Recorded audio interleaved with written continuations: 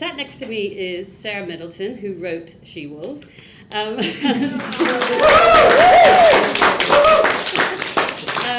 Sarah is an actor as well as a writer. She-Wolves is her first full-length play, but she has also written Little Red Riding Hood, The Wishing Stone, and Pinocchio. And these have been performed at great places, including Nottingham Playhouse, Chichester Festival, Derby Theatre. Sarah has also, with the director of She-Wolves, leads the company She-Wolves Productions. And yes, what else have I left out? Something really key that you want me to I have a dog called Bilbo. I have a dog called Lottie. Okay, that's very important. I don't know, I feel like you've covered it. That's okay. Sat next to Sarah is Emily Gray, and Emily just reminded me that we actually have known each other for years. We met each other several years ago on different projects. Emily is the Chief Executive and Creative Director of British Youth Music Theatre. This is a national performing arts education charity that was founded in 2003. It's the largest commissioner of new musicals in the UK. And every year, BYMT engages around 2,000 11 to 21-year-olds in auditions, workshops, and projects. It also involves artists in creating and developing new musicals. So welcome. And next to Emily is Nuna Sandy, who is the Associate Artistic Director of Company 3. Company 3 is based in Islington. I forgot to say that She-Wolves is based in the Midlands. True, yeah. BYMT, where are you based? Based at Mountview in Peckham. Oh yes, you moved in there, very swish. Yeah. And Nuna's Company 3 is based in Islington, also London-based. Company 3 is, I love the strapline, we give teenagers the power to tell their own stories and create their own change. It's a leading force for change for teenagers in the local community and around the world. You have members who are aged 11 to 19, and you, through theatre, develop relationships with the community and the arts world. I'm sure we'll hear more about those organizations as the conversation develops. But I do just want to start, because we are here, we've just so enjoyed She-Wolves. There is a piece in the digital program. If you haven't had the QR code, do make sure you scan it and have a look. And of course, as mentioned, there's lots of merchandise on sale, including the wonderful Samuel French play text. Nice publisher for your first full-length play. Goodness me, that's impressive. But Hannah, your director, has written in the director's note that she considers She-Wolves a love letter to teenagers. Do you agree? And if so, why did you want to write for your first full-length play a love letter to teenagers? Well, we actually started making this show, myself and Hannah have both worked a lot with young people over the last 10, 15 years, running youth theatres, just generally working loads with young people, as I'm sure probably a lot of people in this room have done as well. So we were kind of in that world anyway. We'd made a show for children together at Nottingham Playhouse, which is how we met, and there was a commission that was sort of available in the Midlands to make some work for year 8s. And we'd enjoyed working together, so we wanted to work together again. And we saw this commission opportunity, and we thought, great, we'll think of a show that is female-led, because that's what we're both interested in, and is kind of sparky and adventurous, and it's for year 8s. And so we came up with this idea of, originally it was called The Expedition, which is a terrible title. You see why I changed it. But it was about a sort of Duke of Edinburgh expedition gone wrong. And various parts of that got left behind, the title of the Duke of Edinburgh, loads of things.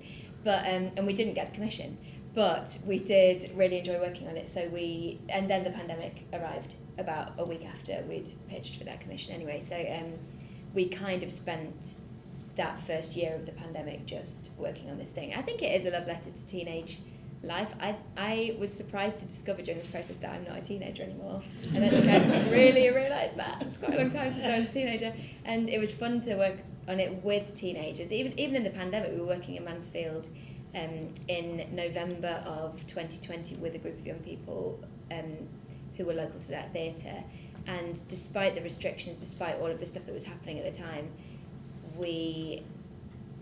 there was still similarities. I still felt like their worldview was kind of still similar to mine, and I thought it's interesting. Do we ever outgrow being teenagers? I don't think we do. I've described it as being, I identify as an eternity, I just think I'm like a teenager for I love that. I love you it, which coined is that probably, term. yes, maybe. I'd have probably pinched it from someone, but that would probably be incredibly embarrassing if I said that in front of young people. I'm sure it would be very cringy for them, but I do feel like that's what my taste is. Just as a person, I love coming of age stories. I love the kind of weirdness and messiness of that period in life, and I feel like there's a real energy that comes from that, and I think that's something to be celebrated. And I'm really fed up with teenagers, particularly teenage girls, being slated as being sort of moody and disinterested, because actually I don't think that is true. Okay. I just have to pause for a moment. I can't see this going on my watch. Is it definitely? It's definitely Okay, going. all right. Tech Because I can't makes remember what I me said. nervous. Tech makes me nervous. Okay, right. Emily, Nuna, again, I'm going to ask you in a moment more about BYMT and Company 3. But first off, I think this is the first time both of you have seen this play tonight. What do you think? Initial responses? You don't have to get like a 5-star review or anything. But well, it was joyous being. I mean, I think the humour particularly, and just knowing a little bit about you, that connection with teenage humour. But I don't think it is teenage particularly. I love what you've just said, that actually it carries through. Okay, it might have begun at that point, finding that humour, but that voice then, you know, going through. And I'm way older than you and still have moments of thinking that I can relate to teenagers, and I have to really, really remind myself to really listen to the young people I'm working with to get back into that. But what was joyous was their relationship was just, it was beautiful to watch, and the way they performed it, and and just still feeling, having those little moments of insecurity that do just continue, whatever age you are, and the desperate want and need to escape and run away. I relate to that so much so often. But things just get a bit much, just wanting to run away and just playing with that thing of when you're running away from and when you're facing the fears or facing the challenges. So yes, I just felt just transported. It's beautiful to just be in something that's thoroughly meaningful, like I utterly believed in them, but also just enjoyed the fantastical escapism of it. Thank you. Thank you. It's beautiful. Great. Thank you, Emily. Nuna. Just I think it's just the connecting of what it's like to be a teenager for us, so you can relate to it, but also bringing the present day into it. So obviously with everything that's been going on recently, with all the protests and with all the things that you sort of touched on, what it would be like to be a teenager and juggle social media and what you should be doing, and then thinking, and so I love at the end it was like you can still be a teenager, you can still have fun, so you don't have to go one way. And I think there tends to be that either you're a protester or you're not, either you care about something or it's really trivial. And it was a nice watching them go on that journey that probably we all go on, like, have I done enough, have I done too much, and watching them go through it and connecting with them and seeing where they got to at the end really felt like it came from them, and they were at a place where they were finding balance, which we still haven't found ourselves, but they found this really lovely balance. That's the balance that we all want, as being able to take life seriously but also not too seriously. And I think it was really nice way to connect with that. Thank you. So I hope that didn't embarrass you. So widening it out then, let's start with the real basics. We're talking about theatre for young people, about young people, with young people, a few prepositions thrown in there. But I said to Sarah earlier, many years ago I wrote novels, and my second novel, I just thought I was writing a novel, but the protagonist was 15. And when my agent came to sell the novel, she took it to various publishers and was told, oh, because the protagonist is 15, it's YA, it's a young adult novel. And so it was published by, in the end, a YA imprint, which was great, and it found its market. But is it that simple? Is theatre for young people simply a matter of the age of the protagonist? Discuss. Who would like to go first? Emily. I don't think it is that simple, but I think it's a very, very good starting point. Mm-hmm. So I was recently at Beam, a festival of all new musicals, and out of 29 musicals, there was one that had a teenage protagonist. And I sort of came away actually quite shocked by that, thinking, actually, do people not really want to write about teenagers? You know, and actually, teenagers can be, I mean, you know, I've got a 17-year-old girl, and whilst there's moments where she's wonderful, she's also a complete nightmare to live with. And I kind of get the sense quite often in the world of theatre that there's quite a warmth towards working with, you know, primary age and writing stories with and for young people. I started my career at Unicorn Theatre, which is the primary age group, and there's something really wholesome and wonderful about that. And then as soon as we're into our 20s, you know, we want to write about and think about grown-up things. Actually, teenagers can be really awkward and difficult.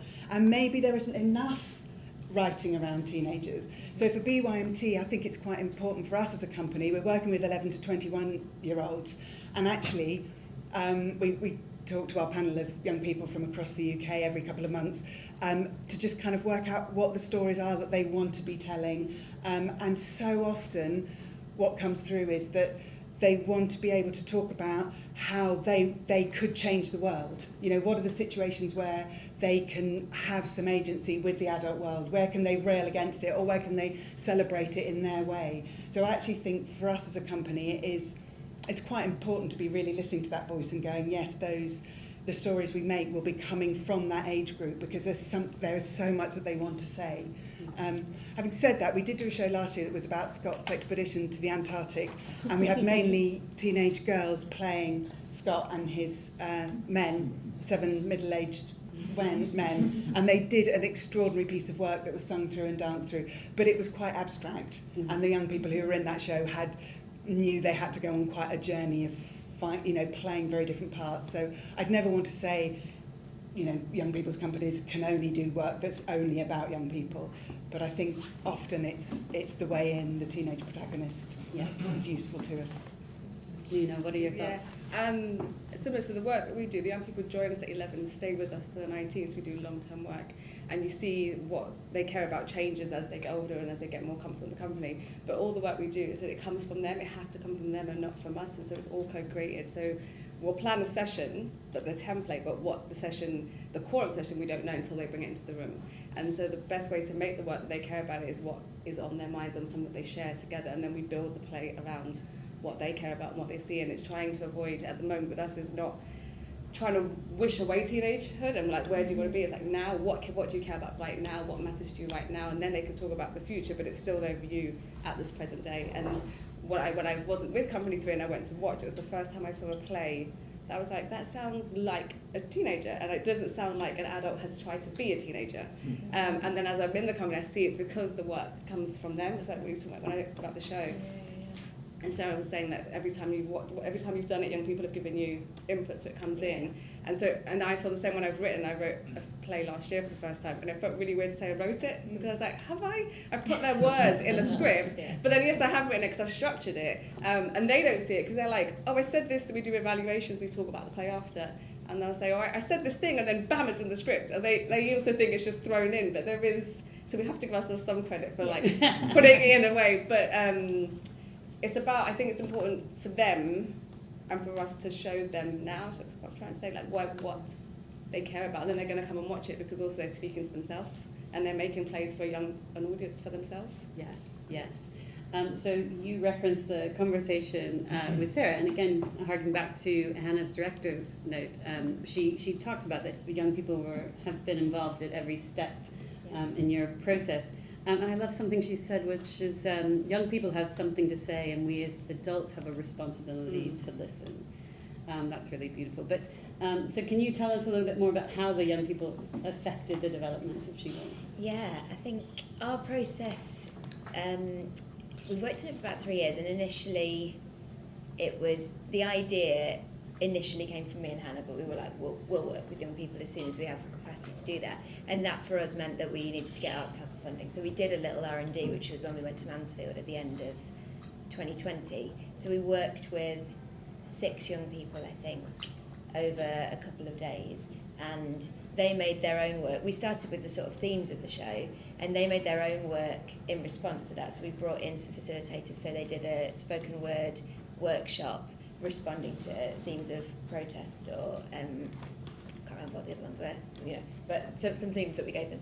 And they could choose their own themes as well. So they made some stuff, and then we brought in a few scraps of this script and read it with them and asked them to tear it apart, basically, which they were quite reluctant to do, because I think for a lot of young people to turn around to a person who is inevitably an authority figure in that situation to say, I don't think this is authentic, takes a bit of time and a bit of building of that relationship. But we did a lot of improvising around it. So I would bring in a draft of the script, and we would get them to read it or act it, and then we'd take the script away and leave them with the same circumstances. So probably just the same event, like a very basic event that happens in the scene, and they would then improvise it. Mm. And I'd be taking notes down from that, and then I would kind of meld that into the next draft. So throughout the process we've done that. So that was in the first R&D, and then when we came to make the show again fully at the beginning of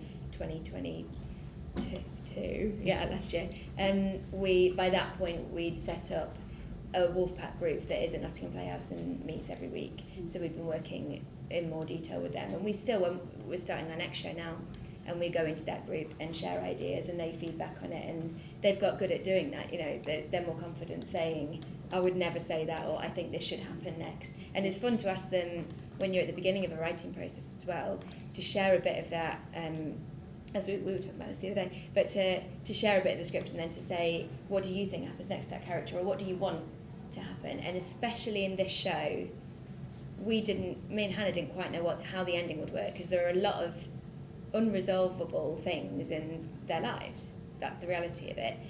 So we spoke to the young people about that and said, what do you think the ending should be? And they all wanted them to become enormously wealthy, enormously famous, and get everything they wanted. And we were like, we want them to have that as well. But there's a fine line, I think, between... We did try that. We tried a version where they literally go to Emma Watson's feminist summer camp. And that's why that line is in there. And that the last scene, they're sort of surrounded in loads of sponsorship stuff that's all turned up at Priya's mum's house. So they've got like loads of trainers, like whatever they want, and it's amazing. We tried that, but actually it felt like it was shortchanging the audience in a way. So that was the hardest thing, to try and find that in between, to still give the young people what they wanted, which was a sense of resolution at the end, and that these characters are going to be okay, but without sugarcoating it.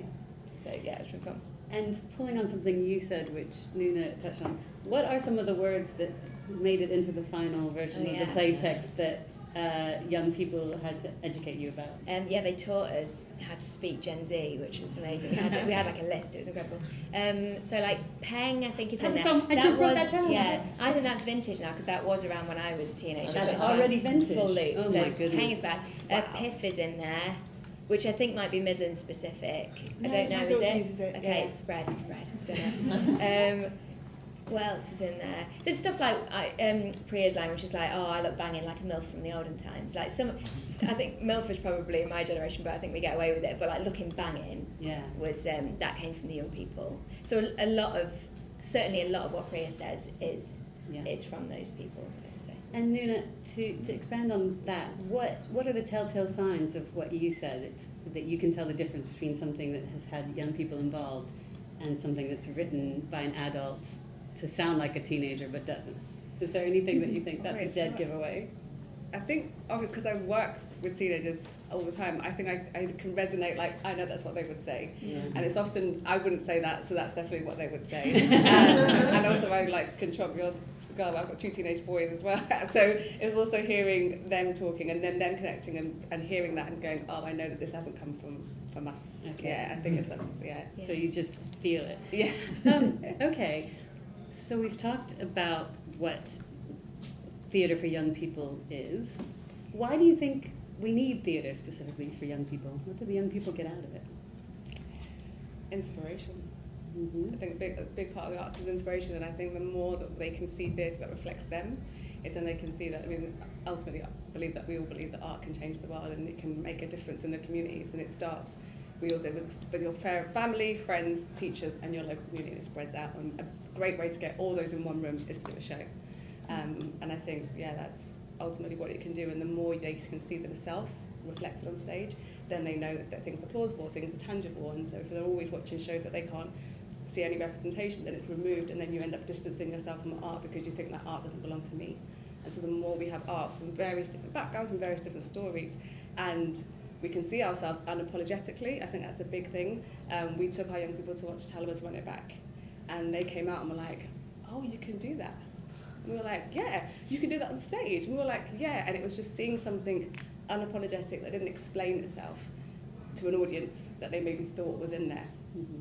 And I think, and then it changed how they make work, because then they realised they didn't have to filter themselves, and they can do work, whether that be about whatever it is, there's very simple topics it can be about, but once you know that you can tell your voice without filtering it, then you can make a change, because then you can take it off the stage and take it anywhere else you can go.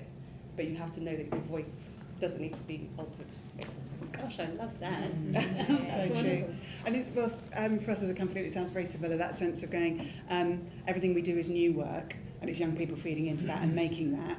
And so that sense of going, this is all the stuff that you can be involved in, so all of the roles. And I remember Sarah saying, who was at BYMT as a young person, that maybe you wouldn't be writing now if you hadn't been part of one of those processes of making a new show as a teenager and going, oh, somebody actually it's writing this thing. Oh, actually, we can make a difference. Our voices can be part of this thing that's going to go on to be done potentially by other people, but it's come from us. And that sort of agency being so crucial. But I mean, for us, it's also about all the backstage roles and the choreographic and the designing and all those, the millions of theatre roles that actually, you know, if you don't have that connection to the theatre world, you see those performers there and nothing of the rest of it. So it's so important to be collaborating and making new stuff and understanding all of those elements that come together.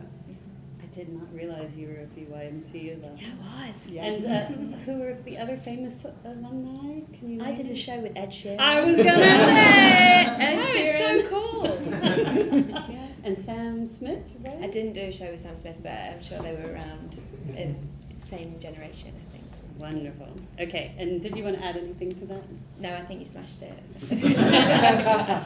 Okay, you audience, you were warned. I'm looking for hands. Are there any hands? Oh, great! Lovely! Okay, I saw some movement here on the aisle, so yes, go for it. Actually, while you were talking, you almost answered my question, because one of my questions was going to be, would you have written this play if you didn't have access to young people? Because it's definitely been a fear of mine. We were talking about it earlier. Like, I'm terrified about writing about young people, even though I have 2 teenagers in the house, but they don't talk to me.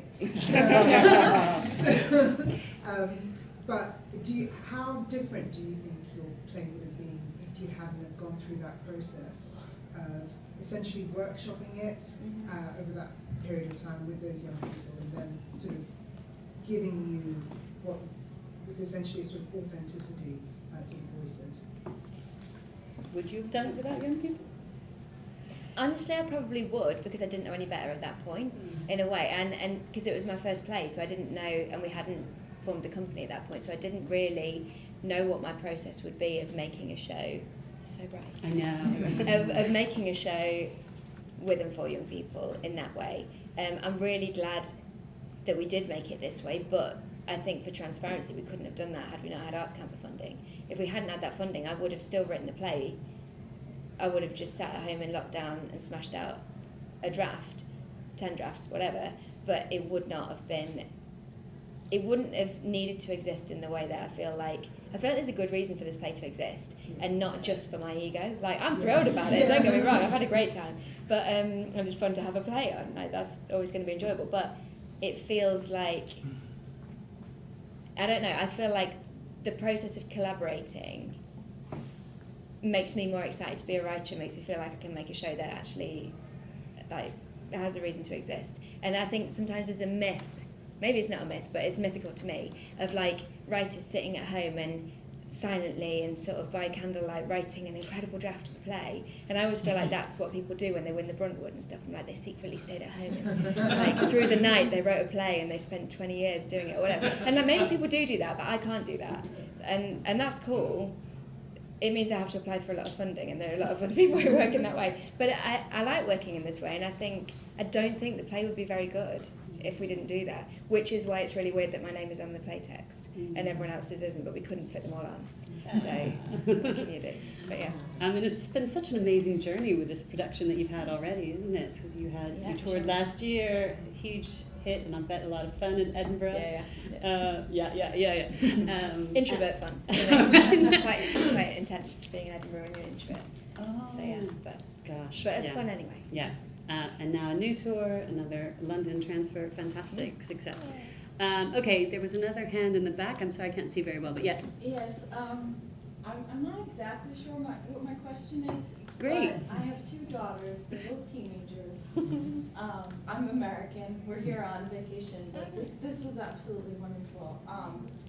my daughters are both into theater, and I don't know, like, I guess one of the things that we notice is that when, you know, we've noticed is that even in this time, and even in, you know, 2023, there's so little material for young women, teenage girls, and you know, what can we do to help with that? You know, I think this play is so wonderful. Like, I want to bring it back and ask their theater teacher to do it.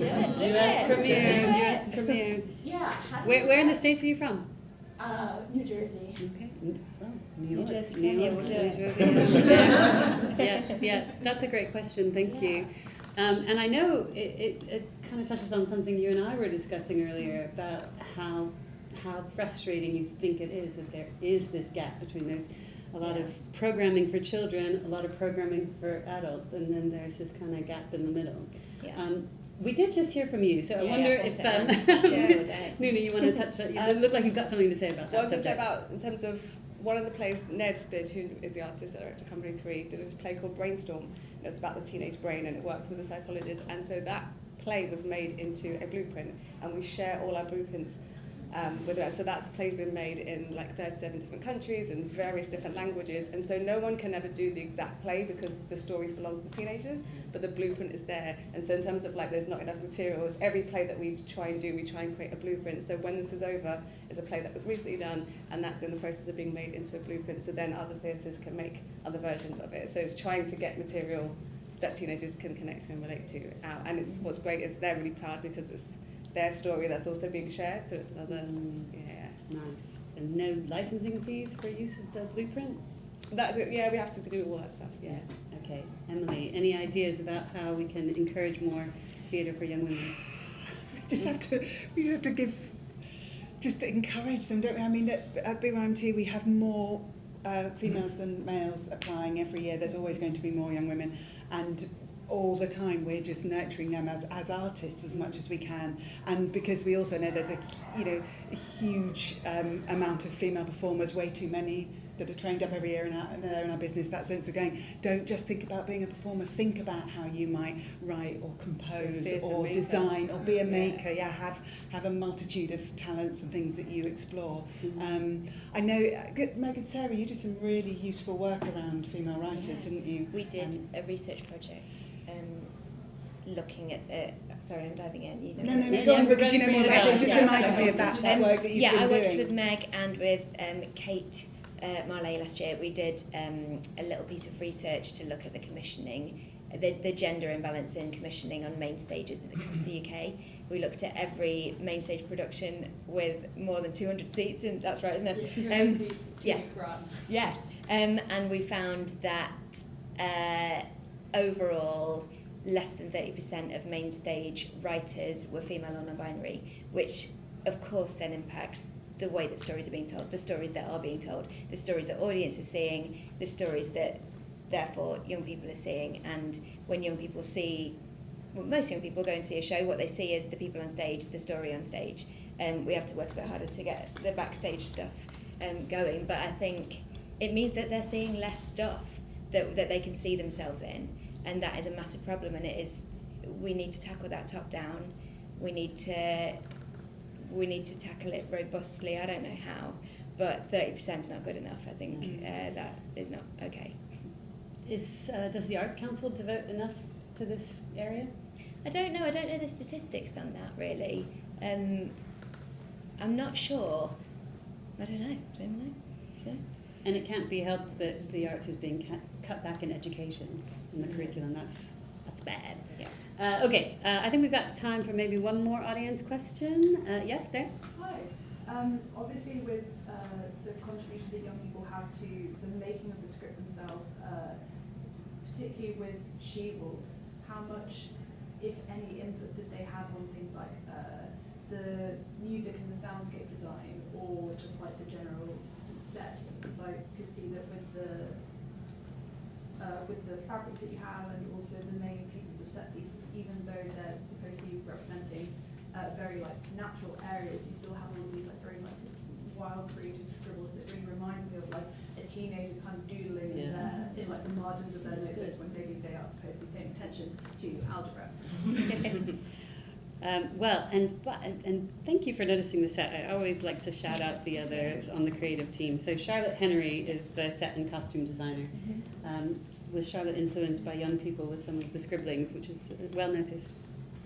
I can't speak for Charlotte, I don't know. In terms of what we had capacity to do for this as a small production, we only really had capacity for the young people to feedback on the script. I think what we'd like to do in the future is to start working in that way. So have people working on all departments, really. Ultimately, we'd really like to have young people doing some shadowing and certainly scaling people up in terms of backstage stuff like running the tech and having input into the sound and design. We do tend to always have a trainee assistant director, and so we've started doing that on all of our shows, and we'd like to expand that. So I don't know what the answer is actually in terms of music and design, but it's definitely something that has really been valuable in the other ways we've tested that as a company, and I think we do want to do that more. And there are other companies doing that for sure. You're probably doing that. Yeah. You're probably doing that. Great. And you do have original composition in the show, don't you? Yeah, all the music is brand new. That's all Ellie Isherwood. Yeah, she's amazing.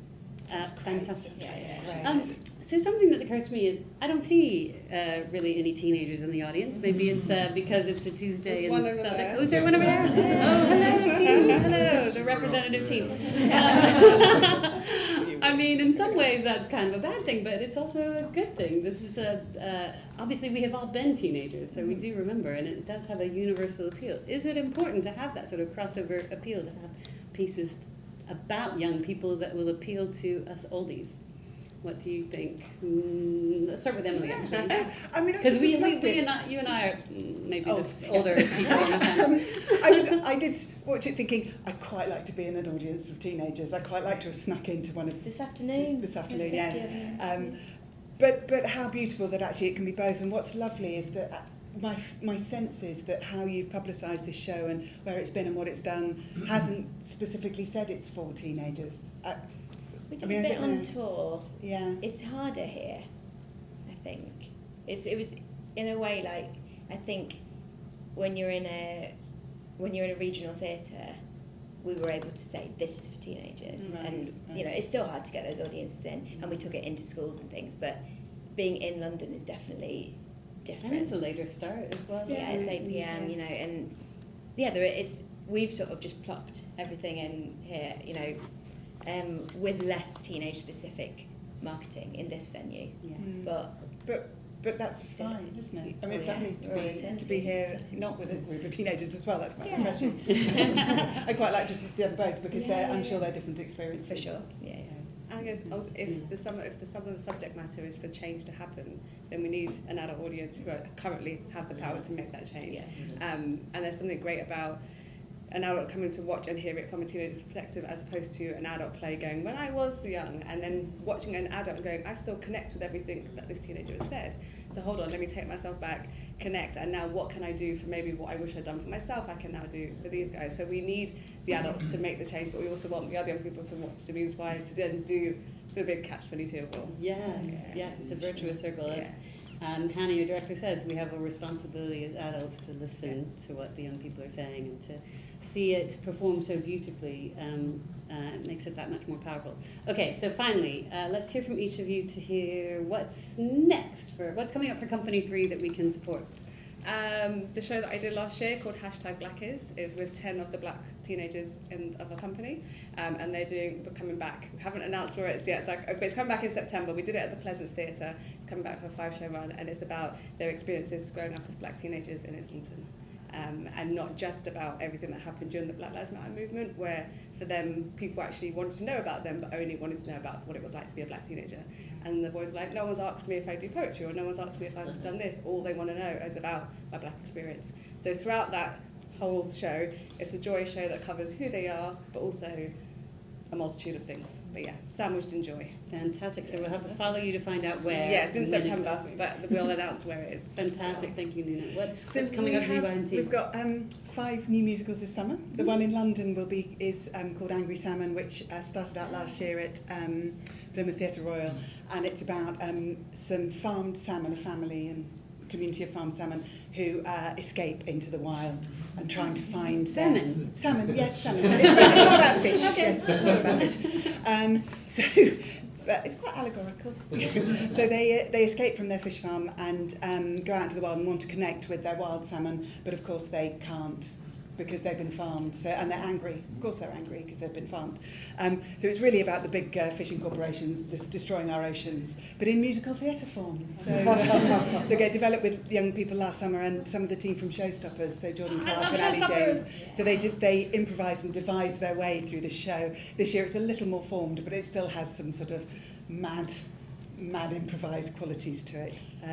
But yes, so that's our London show, and then there are 5 others around the country as well. My goodness, we'll have to travel. Yes. And Sarah, what's next for She-Wolves? We are at the very beginning of making a new show that is currently called Dark Slide. We did an R&D earlier in the year. There is skateboarding in it. It's very exciting. It's a thriller. It is a lot darker than She-Wolves. Still funny, but it's about sisters and risk. That's all I know. I'm about to start writing. Well, it sounds very good. But meanwhile, now I can't find my notes. Remind us all, She-Wolves is here at Southwark Playhouse until the 8th of July with matinees on Tuesdays and Saturdays. Wonderful. Okay, so audience, you've been wonderful. So you are now champions of the show, of theatre for young people. Do you feel up to that responsibility? Yes. Yes, thank you. Okay, so I would like you please to spread the word about that comeback. Bring some young people. Let's get more young people in each performance. And also do follow Company 3 and BYMT and support the fabulous work that they're doing.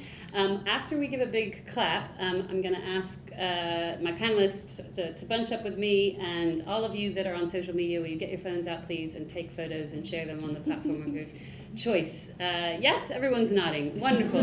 Thank you then to Nuna and Emily and Sarah and Steph and everyone at She-Wolves. Thank you.